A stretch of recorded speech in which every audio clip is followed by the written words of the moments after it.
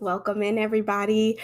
Whether you're watching this live or you're watching the replay, it is a pleasure to have you here today. I'm going to be talking about bedtime fears, anxieties, fear of the dark. We're going to mostly be talking about how to handle when your child says they are afraid of the dark or they are struggling with nightmares. Welcome in, everybody. Come on in. Come on in. I'm Dr. Jasmine. I am a clinical psychologist as well as a mom of two. And I am so excited to be here today. Today is also a special day because it is my 1-year birthday of my private membership, the Mom Sisterhood. So if there are any sisters in the house, if you are in the sisterhood, please shout yourself out. I am so excited. We are celebrating 1 year of sisterhood, and I am so excited. I'm just so freaking excited. I can't believe it's been a year. Hello. Okay. Reen Lewis is in the building. She said, this live is what I need right now. Okay, perfect. I am so excited to share the tips with you. How this is going to work is I'm going to share a lot of tips. We'll start with fear of the dark, then we'll go into nightmares, and then we'll end with some Q&A. But you guys interact with me, make comments, ask some questions along the way, and if it makes sense, I will answer those questions on the spot. If not, save those questions and I will do my best to answer them at the end. Okay, hi Claudia. As you guys are coming in, let me know where you guys are from. Where are you from? I'm in Northern California, by the way. And again, before we jump into the live and the discussion that we have planned for today, I just want to quickly say that my membership, my private parent coaching membership called the Mom Sisterhood, is currently open today. It'll be open over the weekend and then it closes on Monday. So if you guys are interested in more coaching, more support, then definitely join while you can. Okay, let's get into it. We got some people from Los Angeles in the house. Love it. Okay, we got some from Canada, Orlando, Florida. Okay, got a couple Floridians. I love it. Love to see it. All right, let's go ahead and jump in. Okay, cue my chat. I'm also live on YouTube, so I am trying to manage all the things. So bear with me, y'all. Oh, somebody from South Africa. Welcome in. Okay, love it. Okay, let's jump into the topic. So we're going to be talking about nighttime fears. The first thing that I want to say is that fear is common. It is a normal human experience, right? We all experience fear and anxiety from time to time. Usually it is sparked because of some unknown, some change, something new is happening. And if you think about it through your child's eyes, the world is so brand new, right? There's so many things constantly happening and changing around them, so many unknowns. And particularly if you have a little one, right? I love to talk about the toddlers and the preschoolers. Their imagination, their ability to fantasize and think about things that are not happening in real time, but in their mind, is developing during this time. So these fears, it's not uncommon for them to start to express fears, both, at bedtime and also in daytime. Now, I will say, the more anxious your little one is during the day, the more likely they are going to complain of bedtime fears.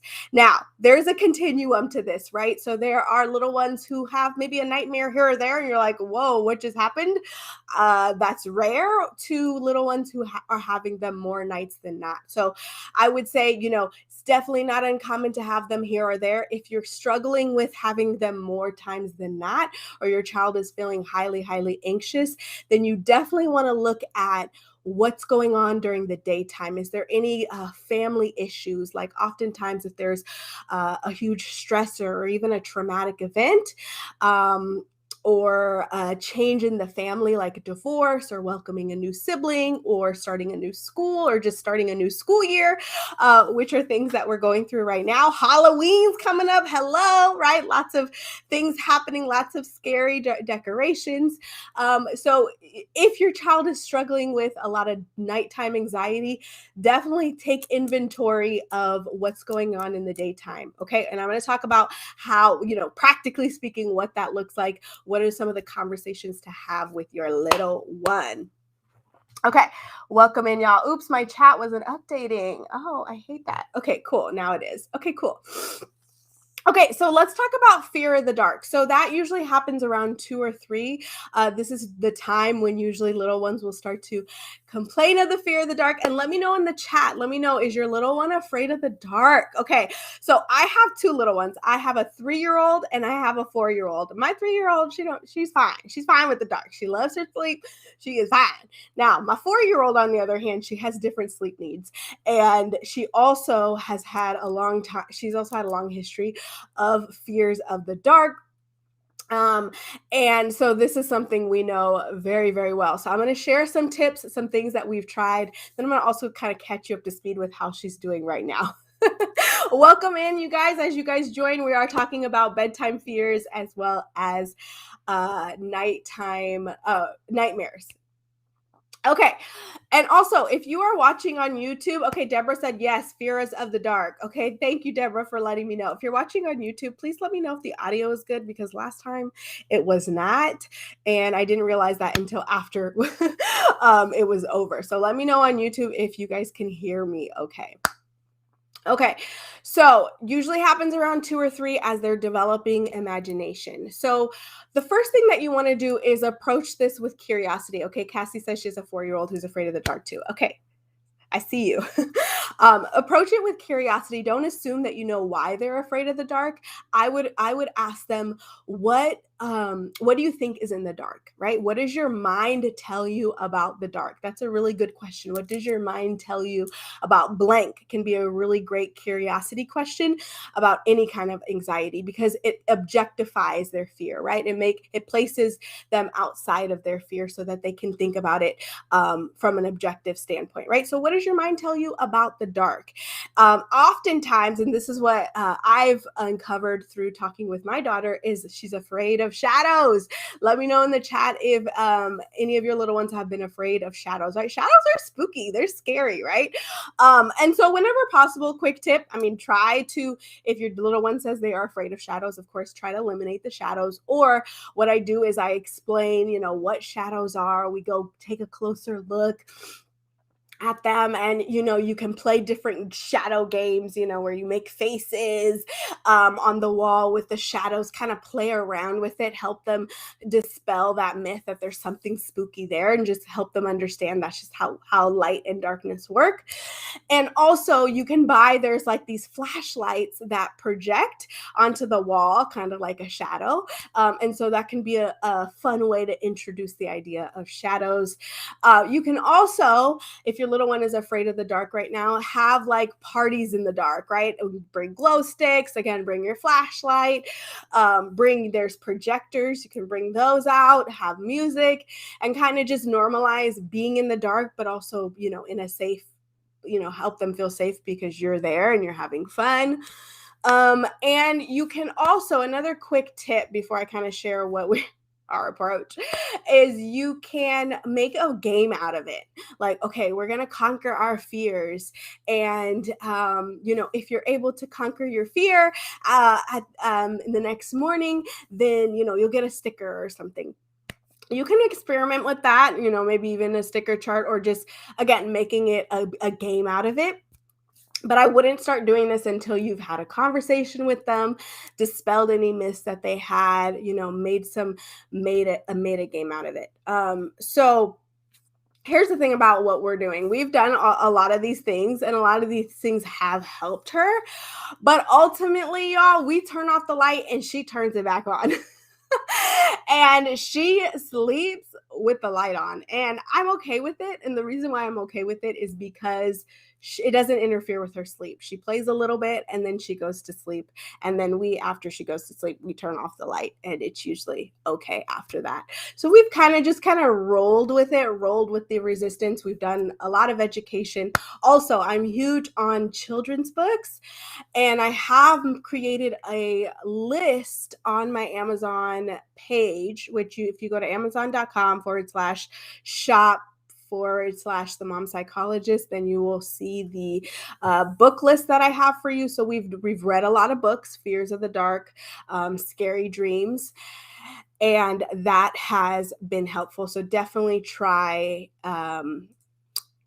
out books. But before we move on to the nightmares, because I have a lot to say about nightmares, let me know if you have any questions for me about fears of the dark and how to handle it. And again, your conversation with them is going to be highly dependent on what they share with you about why they're scared of the dark. So, for example, if they say, I'm scared of monsters in my closet, okay, then that's going to change the conversation to, okay, let's talk about monsters, right? And this is a big one, right? Because monsters are huge in their screen time, right? In children's shows and cartoons and apps, also movies and even books. And so it's a huge theme is monsters. And so helping them understand that these are pretend characters, that these aren't real, that they're wearing, a costume, can be really, really helpful for little ones because, again, they're starting to develop their imagination and it can be hard to distinguish, what is real and what is not, especially if they're seeing these things all of the time. Okay, so Cassie asked fears of the dark in context of trauma. My 4-year-old lost a sibling at 3. Oh, I'm sorry to hear that, which is when fear started. Absolutely. Also, he's scared of monsters in his dreams, knows they're not in his room. Okay, very good. And I'm going to talk about nightmares in a second, but this is such a good point, right? That a lot of the times these bedtime anxieties are contributed, or especially if it's long term, right? And it's not like a here today, gone tomorrow type of thing. It's a long-term issue that it can be contributed to a stressor or a traumatic event. And so that relationship exists. And my biggest thing is to, I don't know if they're involved in therapy to help process and grieve the loss of their sibling and to make sense of all of that.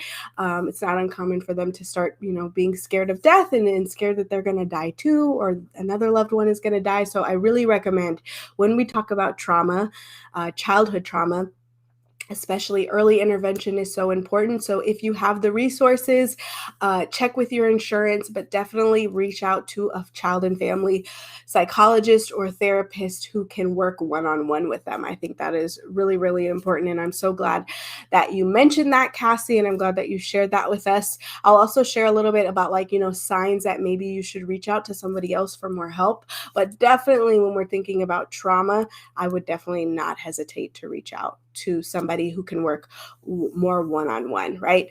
And do some more trauma work and grieving. You're welcome, Cassie. I'm glad that was helpful. And again, I'm sorry for your loss. Okay, let's get into nightmares. If nobody else has any questions about the fear of dark. Okay, Deborah said my audio was good. Okay, thank you. All right, so nightmares. So nobody knows exactly what causes nightmares. There's a correlation between daytime anxiety and having more nightmares, but again, nobody knows the exact causes of it. But again, there is a relationship between stressor and life change and trauma with nightmares. So especially if they're more consistent than not, right? Then I would be starting to think about stressors and anxiety overall. But they are extremely common as well, right? It's very common for little ones to have nightmares. So in terms of prevention, a lot of the work is going to be prevention work. A lot of the work is going to happen during the day, because when everybody's tired, the most important thing is to reassure them of their safety, reconnect, and put them down for bed.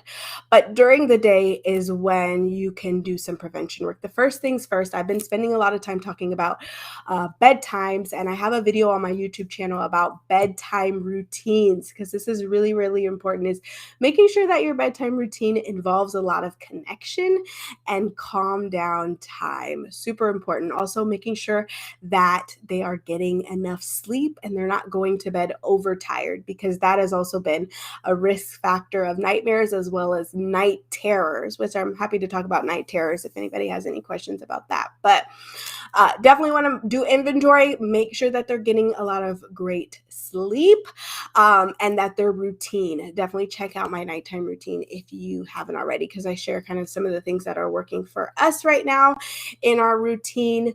Also, limit scary media. Just kind of pay attention and make sure that they're not watching super scary things on their iPad or movies. Because a lot of the times that can be contributing to their nightmares.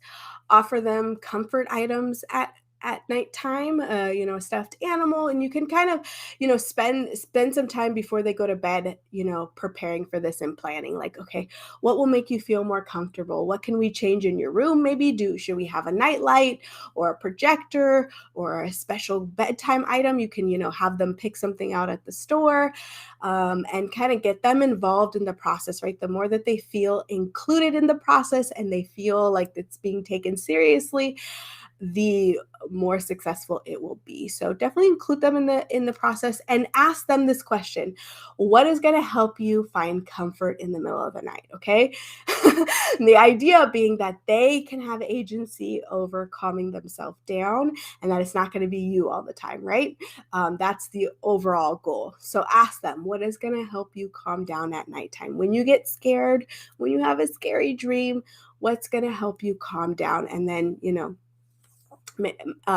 if it's a comfort item, you can invite them to pick something out or have something that they already have. Another big thing is to dispel myths. A lot of the times children, because they are egocentric, they tend to think that the nightmares are prophecy, right? That, oh, this means this is going to happen to me. Or, oh, this is because I did something bad and I'm being punished now. So you definitely want to have a conversation with them, and make sure to dispel any of those myths and do some education about how dreams are just thoughts and thoughts are never dangerous. And what you can do is you can kind of do an activity with them, role play with them, where you say, okay, I want you to close your eyes and I want you to imagine that your thumb is pink. Okay, you have it in your mind. Imagine it. Imagine it. Open your eyes. Is your thumb pink? Oh no, you were just imagining that with your thoughts. Your mind was imagining it.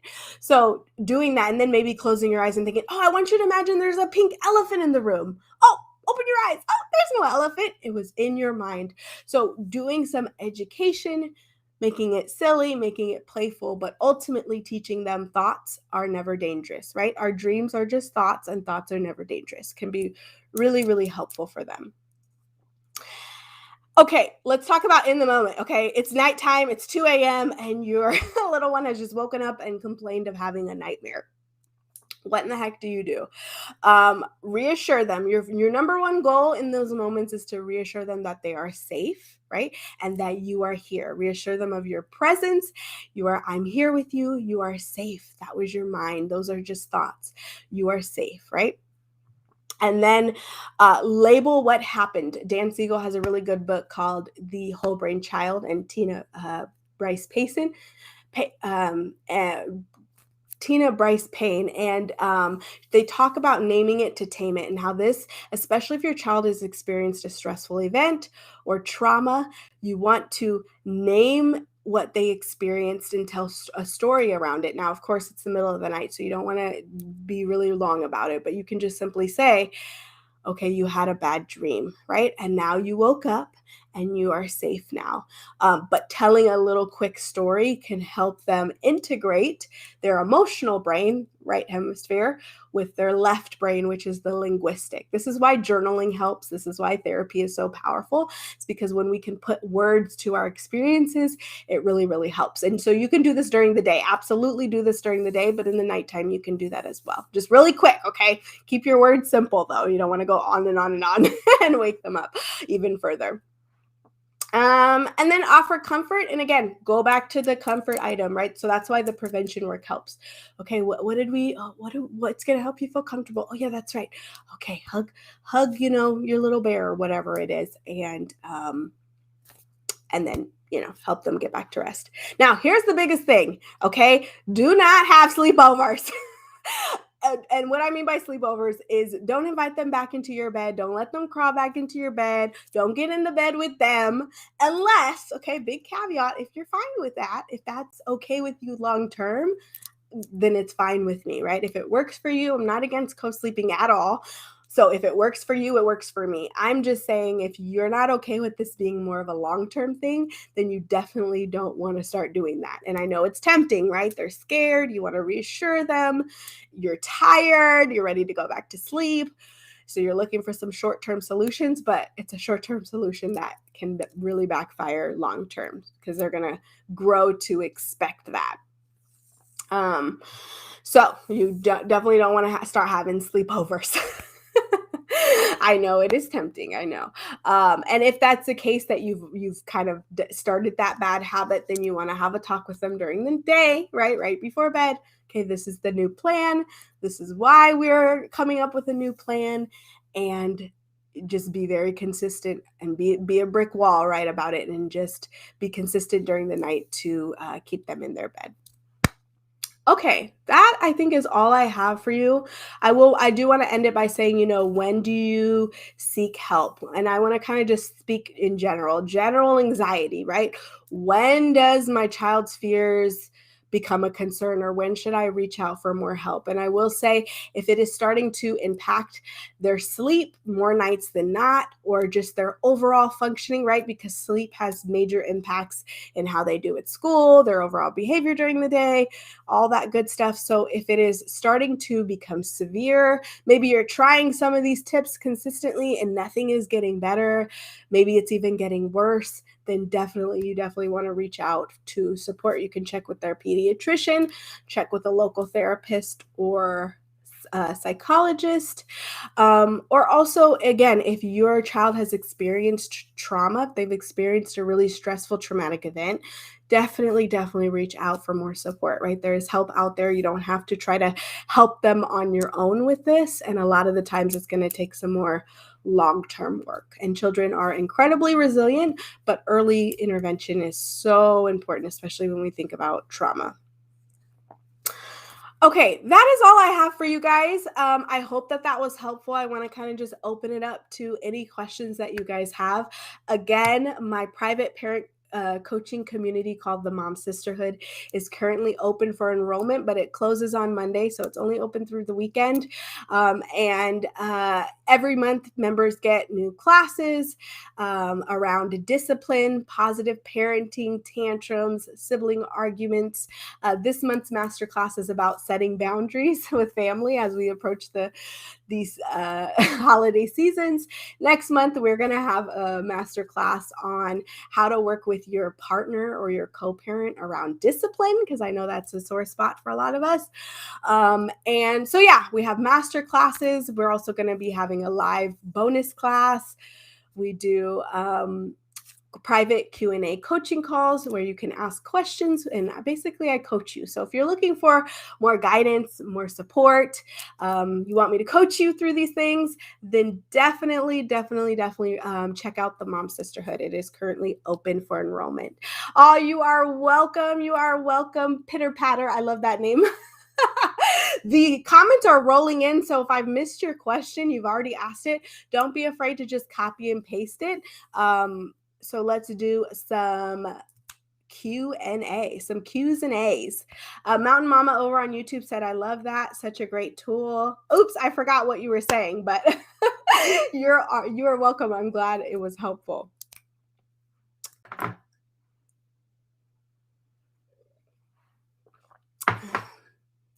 I feel like I've been missing your questions, so let me know what questions you have about. Let me see. Let me just go up. Okay, this is a good one. Princess Josiah, I think, sorry if I'm saying it wrong, asked, what do I do if my 4-year-old daughter saw videos that scared her? I thought they were harmless stories about a wolf being a bad guy or things like that. Very, very good. Okay, the best thing you can do if this is something that is still affecting her is to talk about it. And I'm going to go back to that strategy of naming it to tame it. So I want you to talk about the scary event. So in this case, it was seeing a scary video. So talk about the video, talk about what she saw, and then you want to open it up. Get curious. What about the video scared her? Because that's where you can begin to help her dispel any myths or provide some education or provide some reassurance, and overall letting her know she is safe. These things can be scary, right? So letting her know wolves are, they're not around us. These aren't things that are around us that can harm us, but also it's a dance, right? Because you don't want to go to the point where you're like kind of minimizing it, like, oh, there's nothing to be scared of. So you definitely want to validate it, and let her know, like, I've had those fears too before, or, you can share with her a fear that you have, or, in the context of nightmares, I've had a scary dream before too, and maybe this is what has helped me. Or again, reassuring these are just thoughts and thoughts aren't real, but definitely talk to her and get specific. What about the video was scary? And that will help you kind of know what to say and know how to kind of lead the conversation. Good question. Okay. You said thank you. She has been scared of the dark sky or the bare trees that look scary. Okay. Yeah. And I would validate, yeah, those things are a little scary. What's your mind telling you about the dark trees or whatever it is, or the dark skies? What is your mind telling you? Very good, like exploratory curiosity question.